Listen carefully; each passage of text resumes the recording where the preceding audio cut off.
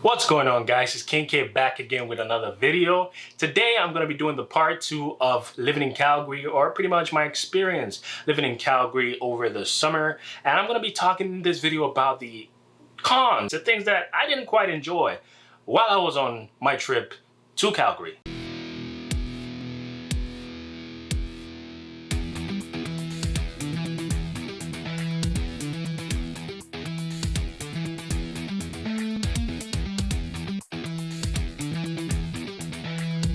So the very first thing that I got to put there, because it was one of the things that really was inconvenient, was mosquitoes. Okay, now I know a lot of people are big about, the outdoors and, going out to nature and experiencing things like the Banff, Lake Louise, Jasper. But one thing you got to take into account that I did not was mosquitoes. Okay, so you got to make sure that you have your mosquito repellent. You got to make sure you come prepared. Be prepared.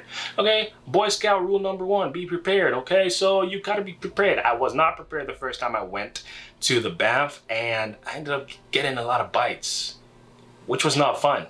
The bites, in fact, the mosquitoes at the Banff are not playing. They didn't come to play, y'all.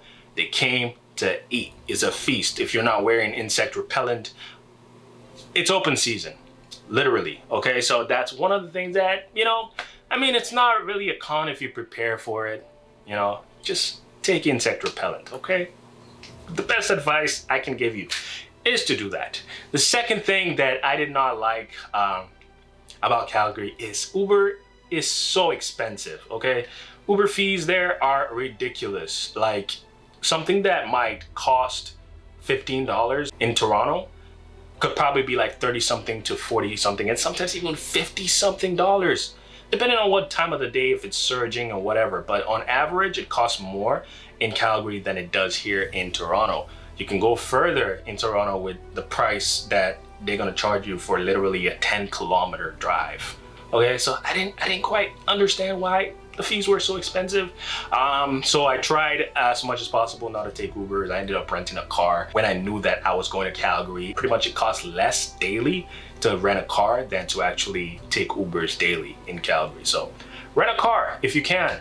Or if you're not thinking of, going too far, you can use an Uber. The third thing that I did not like about Calgary, pretty much how small the social circle is, okay? It's almost as if everybody knows everybody, and I didn't really like that.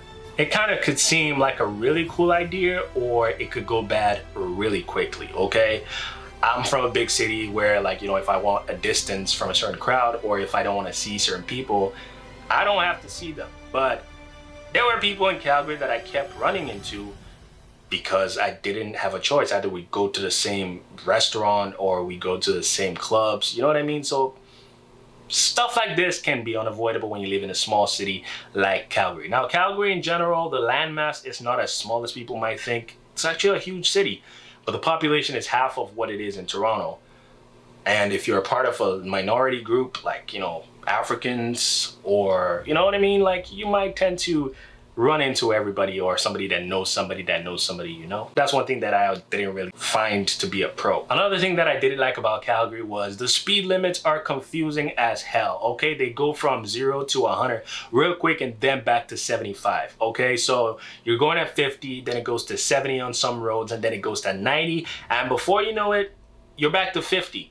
It's like they want you're going fast, slow, fast, slow, fast, slow. It's kind of confusing, but over time you get used to it. It's not the worst thing in the world. The roads are also a little bit confusing if you are coming from a place like Toronto. They call their highways trails instead of highways, but you quickly get used to that. So, you know what I mean? That's another difference about Calgary and Toronto. But other than that, I didn't have too much issues driving in Calgary. I didn't see as much police cars as I would see in Toronto on the highways. I did hear a lot of stories that drivers are crazy when it comes to driving on the highways, and I did see some really suspicious driving activity while I was there. But yeah, driving can be a little bit crazy over there. So over the summer while I was in Calgary, there were wildfires in BC, and you could pretty much see the smoke all the way in Calgary, okay? So that's another thing. Pretty much the common occurrence because of global warming, I believe. you would see smoke. You know, there's wildfires that happen even in Alberta. You know what I mean? So that's another disadvantage, I would say, living in a place like Calgary. So the weather would be this category. I would put this under weather category. Okay, the weather can be crazy in Calgary. Weather can be ridiculous. Now I thought living in Toronto, like, we get the weirdest weather, but over there, like, it could go from sunny to cold real quick. And you know, their winter sometimes starts as early as November, if not more early than that. In the summers as well, they have hail in some parts of Calgary. So I saw a lot of cars with hail damage all over Calgary while I was there. Okay, so you might just be unlucky enough to encounter hail or park your car somewhere and it starts hailing and you don't get back in time to take your car somewhere underground or somewhere with, you know, a tent. But hail damage is a real thing. You see a lot of like buildings that get affected by the hail damage, you know, broken, like the front of the building, like the aesthetics. You just see a lot of craziness because of hail damage, and they have to repair that. You know, they do repair it. Sometimes it takes a while for them to repair it. I think pretty much when your car gets damaged by hail, you just kind of leave it, because a lot of people are still driving around with hail damaged cars, you know, because it's pretty much all over the car and you can't replace the whole outer part of your car. I wonder how much that will cost, but there's a lot of cars with hail damage. And sometimes if you're buying used cars, they have hail damage in Calgary, or you see a windshield crack or whatever.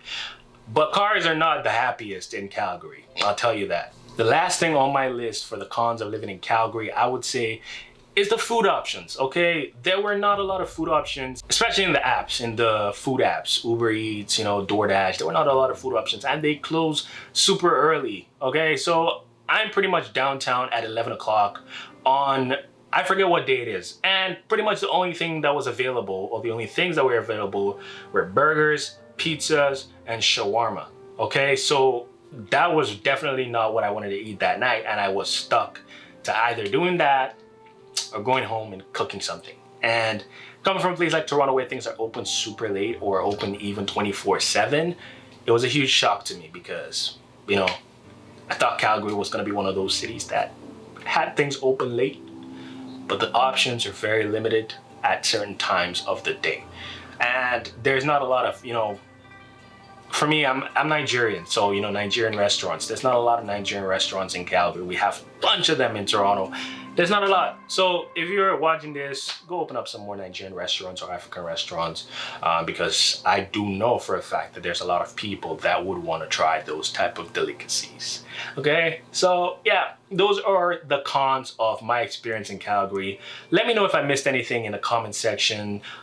This is not a video to dissuade you from going to Calgary or from experiencing anything about Calgary, but it's pretty much my own personal experience. Calgary is a wonderful place. You meet a lot of great people.